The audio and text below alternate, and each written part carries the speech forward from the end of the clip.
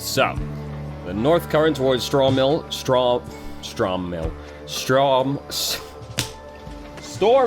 holy shit, passes by old carcasses of ships long gone. Rookie spotted wreckage in the area and believes there could be valuables to find. The south current brills with large sea creatures. Tizo seems very eager to see the wagon head in this direction. I mean, you know, you're at, like, Tizo's my boy, but Rookie is also my boy, so it's a difficult decision to make. We'll go with Rookie because we went with Tizo previously.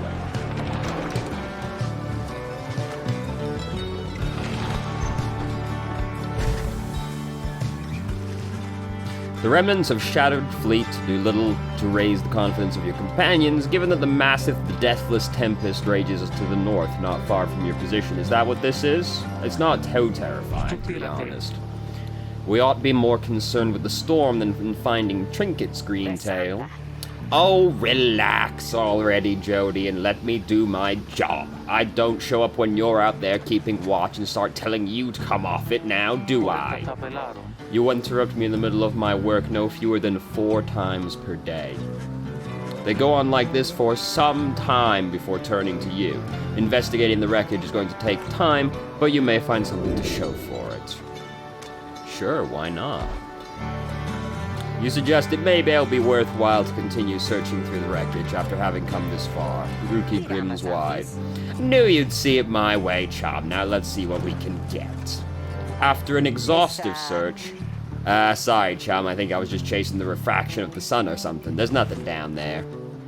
Jody fumes at all of this, but says nothing. Well, rip. It's okay, Jody wasn't gonna be the one on the right anyway.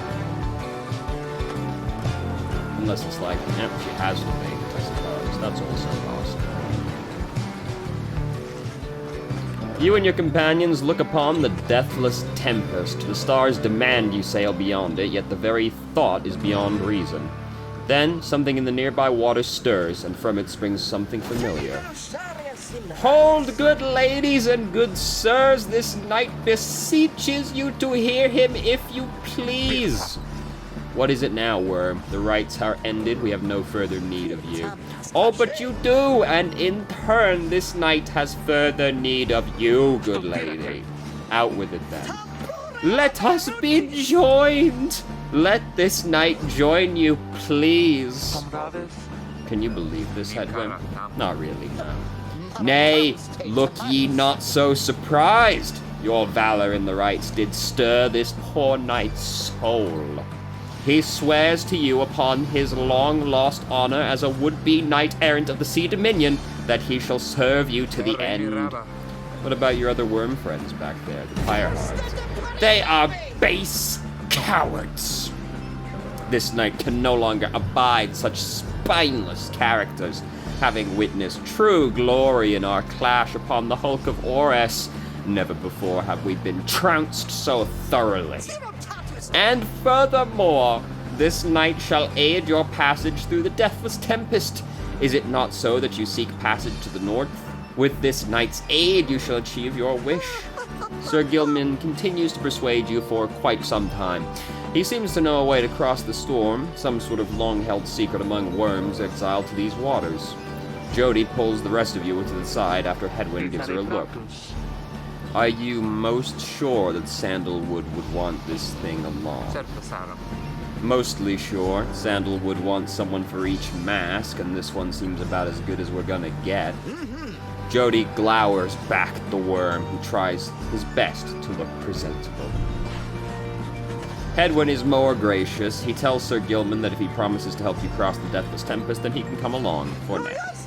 This knight is overjoyed, and he hereby swears to see you pass the storm. This might be my favorite character, actually. Though first, this knight requires your consent. Give unto this knight your blessing in the name of the Nightwings, and thus shall he go forth. Yes? As you begin to say something in response, Sir Gilman cries out in triumph. He vanishes into the depths, Yet through this close encounter with him, you cling to some sense of where he is going and what he intends to do. Help see his mission through. Let's go, yeah. Has an aura trail that extends by to snap to the end of the trail in an aura slash. Okay.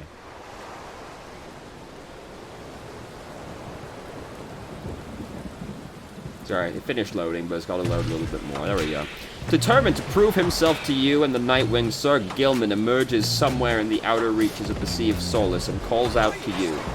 Master Reader, if you can hear this knight, then he implores you now, lend him your guidance. This knight's objective ought to be far east of here. Today we shall bring peace to the embroiled sea. Know, however, that among this knight's brethren, the actions we are about to take are highly forbidden. But they are highly just. Thus, Sir Gilman sets forth to quell the storm that rages to the north. What a hero. Let's go. Alright. Hark! Yonder lies the foul spawn of the unfathomed Ferns, the sea titan once slain by the scribes under King Ores. Her brood lie dormant in the sea. Tales of her monstrosity long spread across the world. I didn't read the last half of that. Exiled worms within these waters long have harbored these abominations, using them to bar passage through the downside's channel for any save this knight's own kind. Be gone now from here, fiends. This night shall finish what the Under King Ores started. Banish the foul spawn. So how I see. Okay, there. Thank you. Can you please get out of the way? I can see that. Slither. Alright, great. Awesome. Pretty impressive that all these eggs are causing the Deathless Tempest, but hey, you know, whatever. Well, that was a dramatically quick resolution. Oh, here they come. Hold it right there, you treasonous slug! How dare you turn your back on this knight, to your superior? Superior by rank no longer, for we no longer serve the Commonwealth, lest this knight checked. Here you hold no sway over this knight. Ah! And what have you done to the spawn? Have you no honor left at all? This knight has done that which required doing. His honor cannot sink much lower anyhow. He figured this would be an ideal time to free himself from servitude to you. Why you dare staunch the Tempest for those Nightwings. Good Sir Deluge, this knight was born to dare. Now come and fight this knight if you so dare as well. Ah, Pyre Hearts, banish him. This is an order. Banish the Pyre Hearts.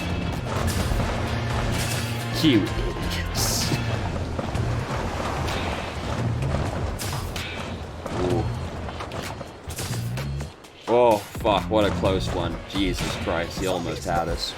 What now, Sir Deluge? Shall you not face this knight yourself and leave the dirty work onto your charges? Fine, Gilman. You wish to stand against your commander, then have it your way. Sir Marsh, Lady Seagrash. A worm knife duty bound.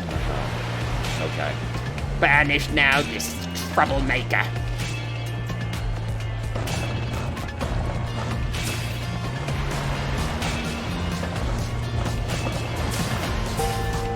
Whew.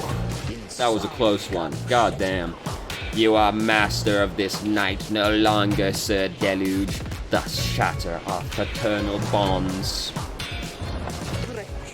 This knight would say it was unserving with you, Sir Deluge, but that would be a bald-faced lie, and yet another stain upon his blackened reputation.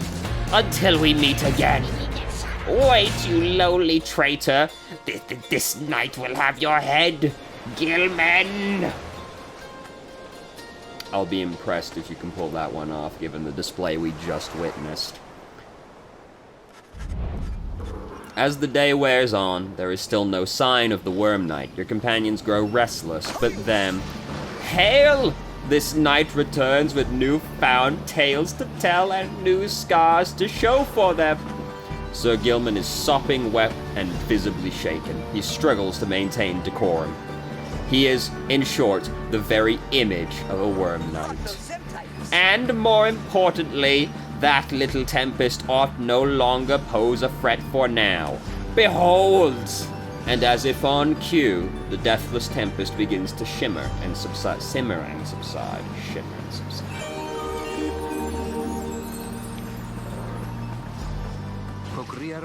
Would you look at that? He really did it. Of course this knight did it.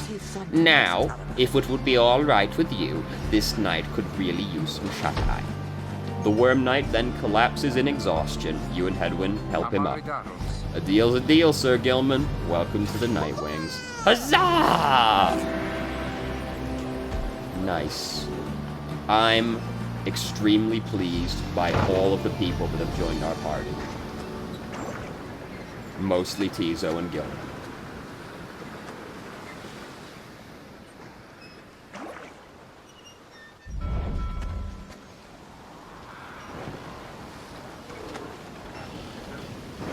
There's really not a lot out in the ocean, huh? With Sir Gilman's aid, you managed to breach the Tempest. You were true to your word, Worm. I shall give you that. But what now? We are stranded in this cursed storm. A most excellent question, and one most fair. Call me that once more, and I shall tie you in a knot. Ah, and from one most spirited as well. This knight was wise to side with ye. He wants to fuck Jody. That's super weird. Just, where did we turn from here? Answer the question anyway. Sir Gilman does no such thing, although eventually he does make note of a specific current that should lead you to the lands beyond. If I may, I can corroborate Sir Gilman's account. We are close to making landfall. Then let me be the first to say, let's go. Alright, voyage onward. Say, Tariq. Aye, Rookie, what is it? That loot you're always carrying around. You know how to play that thing, don't you? Why, I suppose I do. Good, because I was thinking it's a little gloomy here, and we could use a little tune to lighten up the mood, know what I mean? Aye, then let me see what I can do. You have not yet been to this region, so Gilman claims the downside's northern landmass should be just beyond these waters. The moon began to cry. The valley ran with sorrowful tears and filled the waters. This is not exactly a bright tune. The misty morning over the brine belies a leaden sky. The stars all hide away from the chill until the evening rise. Oh, This is awfully bright for the Black Basin.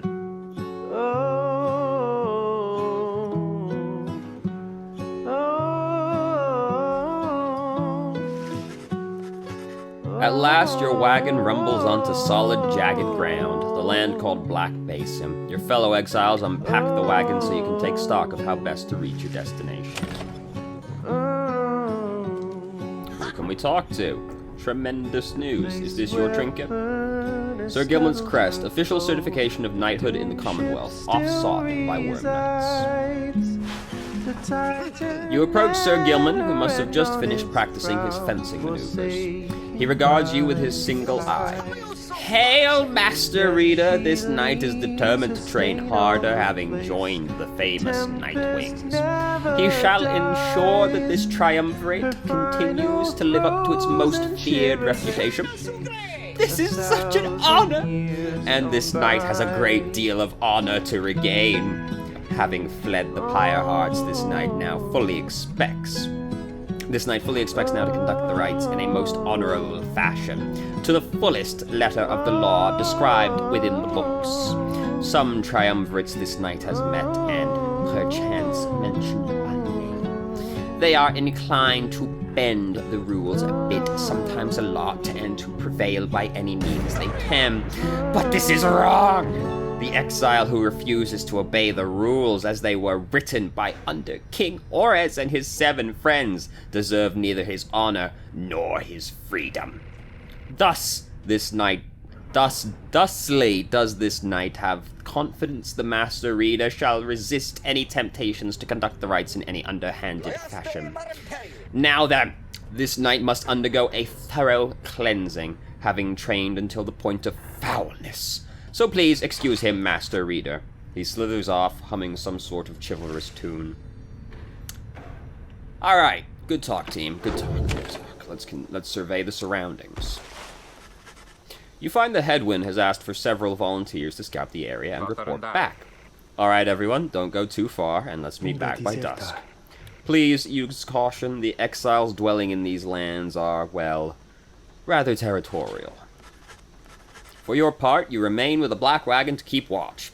You see occasional dark shapes soaring across the sky, but none of them draw near enough for you to see in any detail. I have to wonder what I will do to defend the black wagon should anything happen at all, but whatever. Eventually, your companions make their way back, and everyone arrives as planned or earlier. Hi everyone, I'm back! I have come back! Faye returns from the east with little to report, save for word that the glowing molten rock there is very, very hot.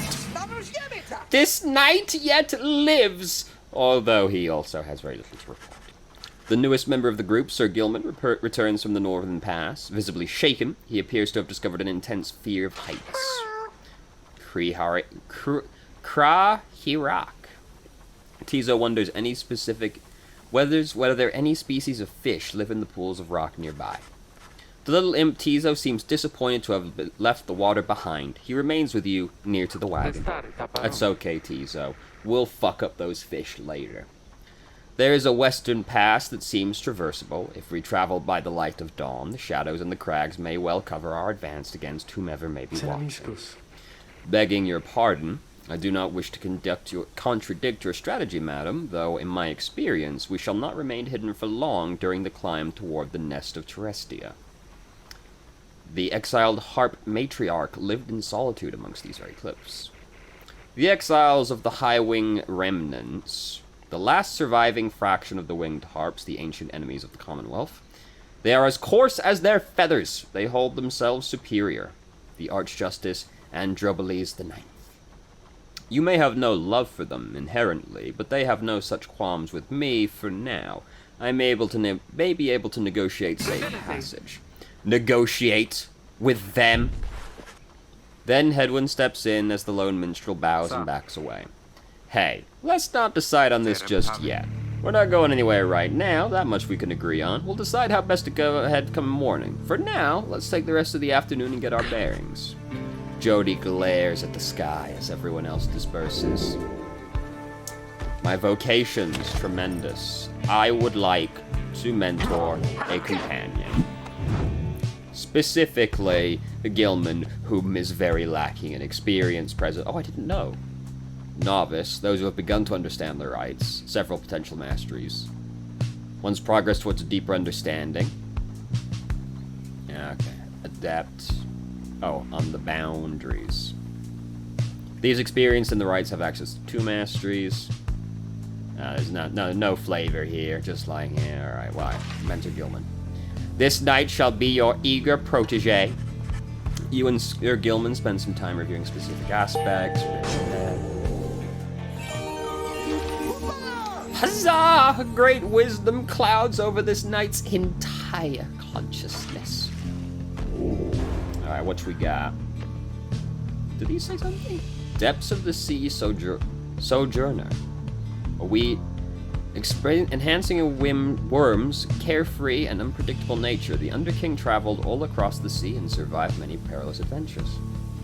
Rights enhancing a worm's maneuvers inspired by the traditional undersea warfare. There is no limbless undersea faring warrior who has ever surpassed Underking Ores, though his kind keeps trying. Guess I should have looked at those sooner.